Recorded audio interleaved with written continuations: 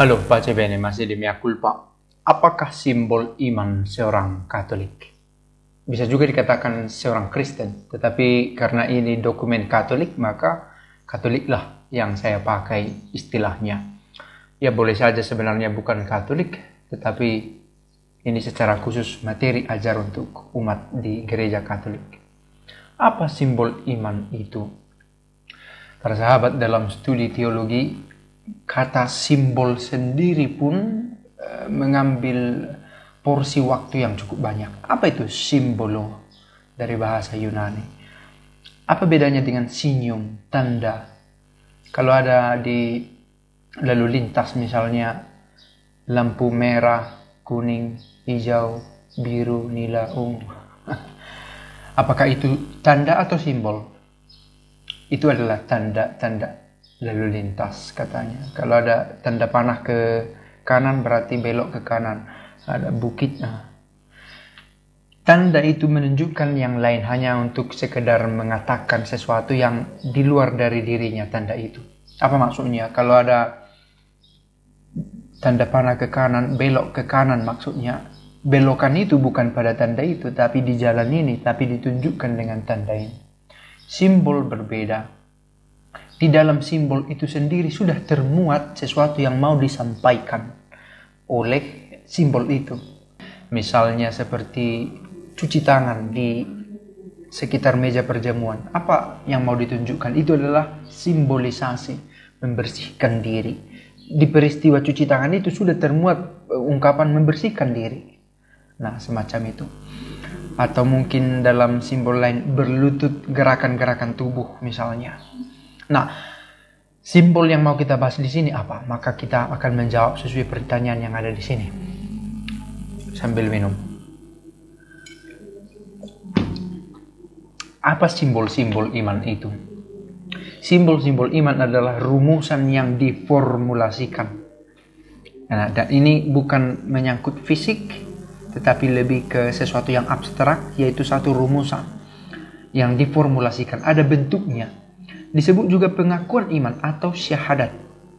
Sejak awal mula berdirinya, gereja merumuskan pengakuan iman ini secara sintetis dan mewariskannya dalam bahasa yang normatif, yang teratur, ada aturan yang jelas dan umum bagi semua umat beriman. Bahasa yang normatif. Maka tidak sembarang saja kita katakan, tetapi ada rumusan iman yang kita pakai, dan itu merupakan simbol dari iman kita. Seperti judul di atas ini, aku percaya akan Allah Bapa. Bagaimana itu kita tunjukkan? Kita tunjukkan itu lewat simbol yang manusiawi atau yang inderawi. Nah, salah satunya adalah lewat rumusan kata-kata. Ini adalah simbol juga. Bahasa yang kita pakai, simbol juga. Nah, apa simbol iman yang paling kuno itu? Simbol iman yang paling kuno ialah pengakuan iman, pembaptisan. Karena diberikan atas nama Bapa dan Putra dan Roh Kudus. Sudah ada dalam Matius 18 Matius 28 ayat 19. Dalam bagian amanat agung itu. Dan baptislah mereka dalam nama Bapa dan Putra dan Roh Kudus. Pengakuan kebenaran-kebenaran iman dalam sakramen pembaptisan diformulasikan mengacu pada 3 pribadi Tritunggal. Ada yang menyebut diri Kristen tetapi tidak mengakui rumusan Tritunggal ini. Maka itu tidak sesuai dengan simbol yang kuno ini. Karena simbol kuno ini sudah ada sejak semula. Rumusan ini dalam nama Bapa dan Putra dan Roh Kudus. Jadi ada yang harus dibaptis ulang karena baptisannya tidak dalam nama Bapa dan Putra dan Roh Kudus. Itu yang pertama. Yang kedua, orang meributkan apakah di percik, apakah di sungai yang mengalir, apakah dicelup. Itu soal modus. Tetapi yang terutama formanya adalah dalam nama Bapa dan Putra dan Roh Kudus. Itu sangat fundamental. Dalam kitab hukum kanonik juga diatur itu. Materianya ada materia remota atau proxima, ada air yang dipakai, yang penting air yang tepat, yang cocok untuk itu, apakah mengalir, apakah di kolam, apakah di percik, air. Dan ini pun bagian dari tradisi sebenarnya, bahwa Yesus dibaptis di Sungai Yordan itu sudah ada kultur dibawa dalam kultur sebelumnya, dalam untuk menginisiasi seseorang untuk masuk ke dalam satu kelompok. Itu bukan khas Kristiani, tetapi kemudian menjadi tradisional di dalam gereja.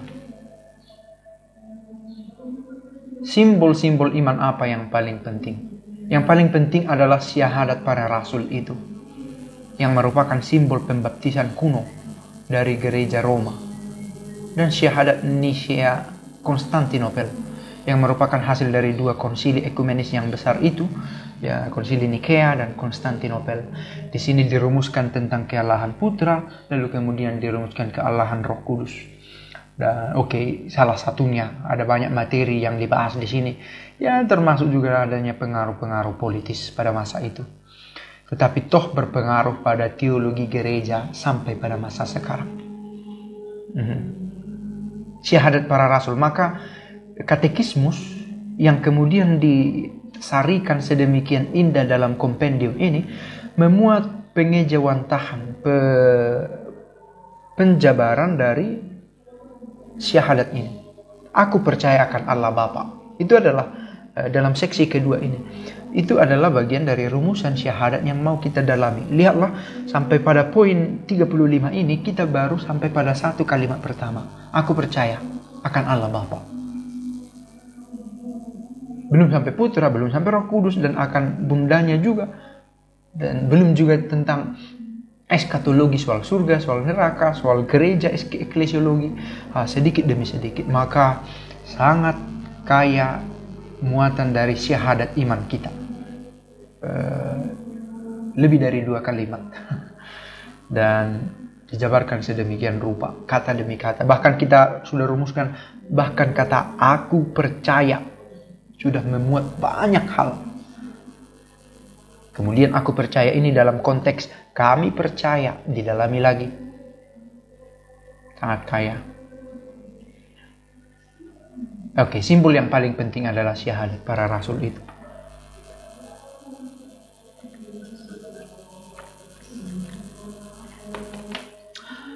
Aku percaya akan Allah Bapa yang Maha Kuasa, pencipta langit dan bumi.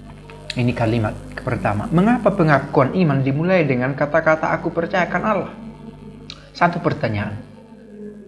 Pengakuan iman mulai dengan kata-kata ini karena pernyataan aku percaya akan Allah adalah hal yang paling penting. Sumber dari semua kebenaran yang lain tentang manusia dan dunia, serta tentang seluruh kehidupan orang yang percaya kepada Allah. Ini yang terutama. Aku percaya akan Allah. Bahwa kemudian Allah itu kita kenal sebagai Allah Bapa, Allah Putra, Allah Roh Kudus, itu kekasan kita.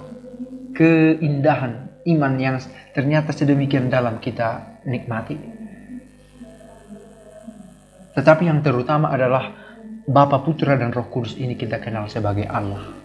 Dan kita percaya pada itu secara personal. Maka kita memakai kata aku percaya.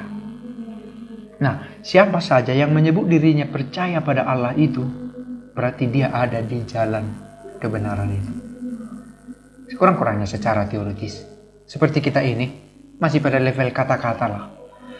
Soal tindakan kita, proyek ongoing formation, proyek sepanjang hidup sampai kita berhenti bernapas.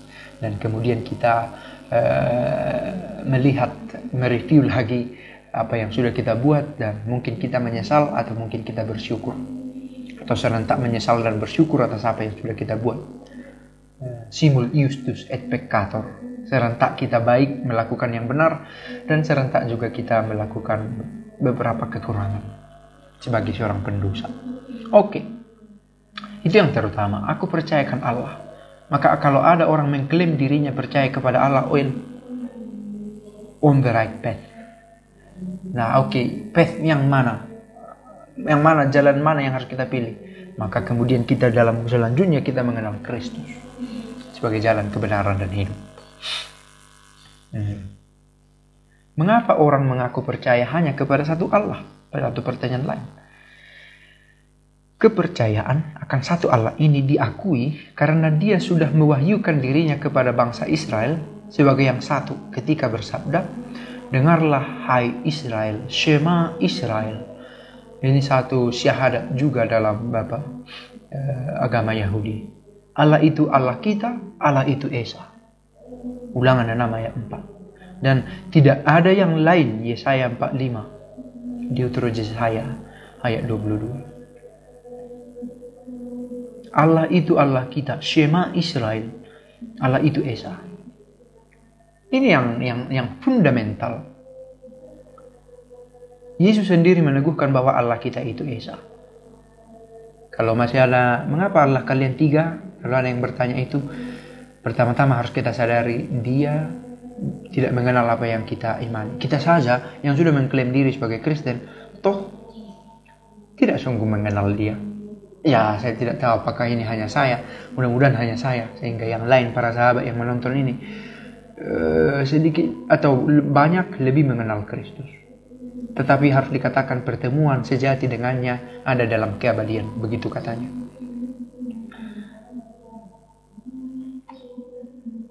Pengakuan bahwa Yesus dan Roh Kudus adalah juga Allah dan Tuhan tidak membawa perpecahan di dalam Allah yang Esa. Karena satu di sini tidak dihitung secara matematik. Karena misalnya dalam hatiku ada Allah, dalam hatimu ada Allah, berarti apakah ada 2 Allah? Pada saat ini saya merasakan kehadiran Allah. Pada saat ini kamu merasakan kehadiran Allah. Pada saat ini orang yang tidak tahu menau soal channel ini sedang merasakan kehadiran Allah. Apakah itu berarti Allah itu banyak? Dia tetap satu. Tetapi satunya Dia bukan kita hitung dalam konteks materialistik matematis. Apa ini 1, ini 2, ini 1. Maka apa ini Godhead-nya 1, Esa. Dengan nama apa Allah mewahyukan dirinya? Allah mewahyukan dirinya kepada Musa sebagai Allah yang hidup. Allah Abraham, Allah Ishak, Allah Yakub. Keluaran 3 ayat 6. Allah Abraham, Allah Ishak, Allah Yakub. Kalau ada yang mengklaim Allahnya adalah Allah Abraham, berarti itu Allah Abraham, Allah kita. Shema Israel, Allah kita adalah satu, Allah itu Esa. Allah itu adalah Allah kita, Allah itu adalah Esa. Sebagaimana yang diwartakan di tengah bangsa Israel, dan Allah ini pula yang kita kenal, yang dibawa di dalam, bersama, atau oleh Yesus itu sendiri. Allah juga mewahyukan kepada Musa namanya yang gaib. Aku adalah aku. Oke, ada studi yang sedemikian panjang atas 4 huruf ini yang tidak bisa dikatakan secara sembarangan oleh orang Israel sendiri, sehingga mereka memakai kata Adonai.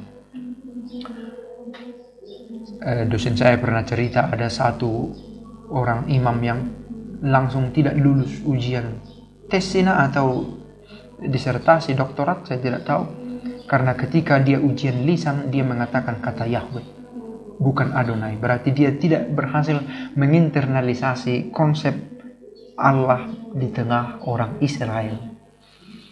Langsung gagal katanya. Saya pernah dengar cerita itu. Sudah sejak perjanjian lama, zaman perjanjian lama, nama Allah yang tak terkatakan ini diganti dengan gelar ilahi Tuhan.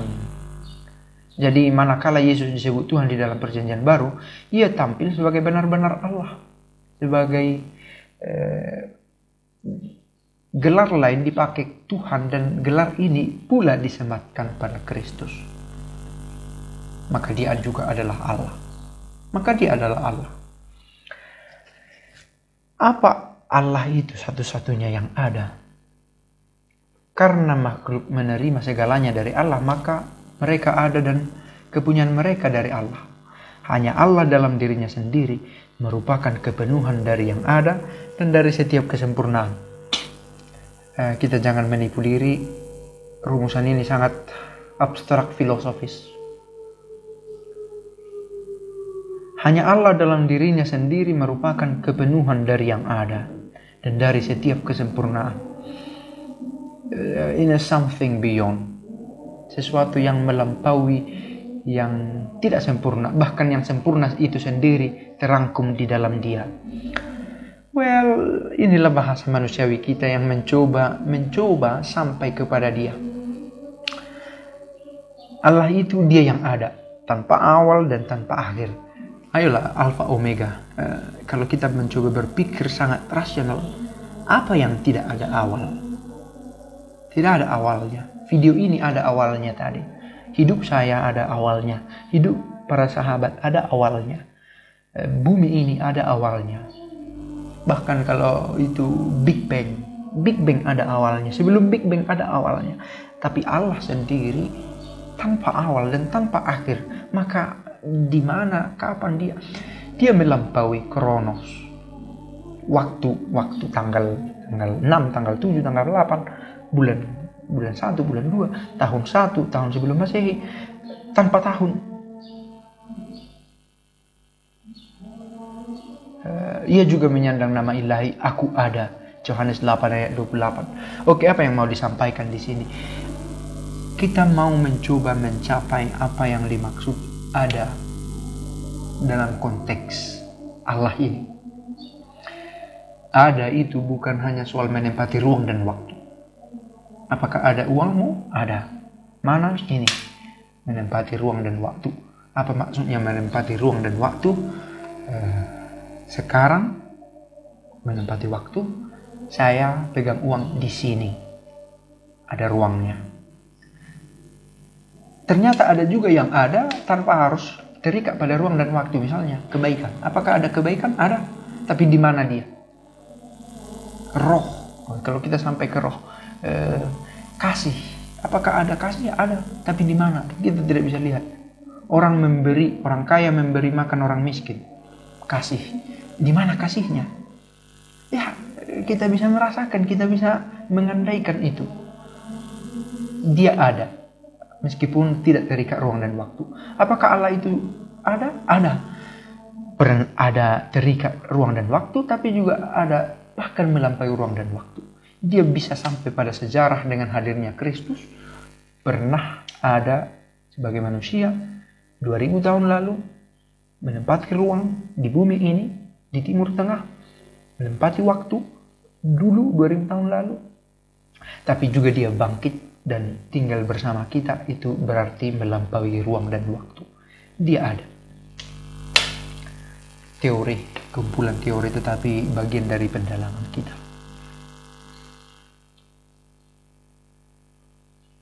Satu pernyataan lagi, mengapa pewahyuan nama Allah itu penting?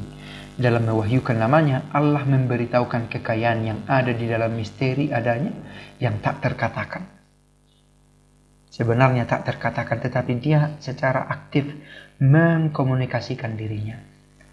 Hanya dia sendirilah yang dari kekal sampai kekal. Rumusan ini mulai menjadi sangat filosofis, abstrak, tetapi toh kita bisa dalam. Dia mengatasi dunia dan sejarah. Kita sudah bahas tadi. Dialah yang membuat langit dan bumi. Oh, ada teori Big Bang. Teori Big Bang itu penjelasan secara saintifik.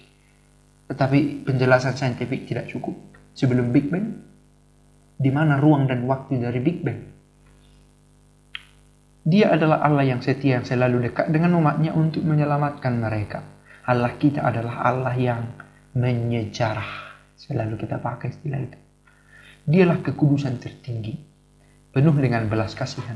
Belas kasihan ada, tapi tidak terikat ruang dan waktu. Efesus 2 ayat 4. Selalu siap untuk mengampuni. Dialah yang spiritual, spiritus, roh, transenden, hubungan dengan yang di atas, melampaui kita, maha kuasa, personal, dan sempurna. Dia adalah kebenaran dan cinta. Kita sudah dalami tadi. Allah itu pengada sempurna yang tak terbatas, yaitu Tritunggal. Apa Tritunggal? 3, 1. Well, dialah kebenaran dan cinta. Santo Turibus dari Montenegro. Pace e bene.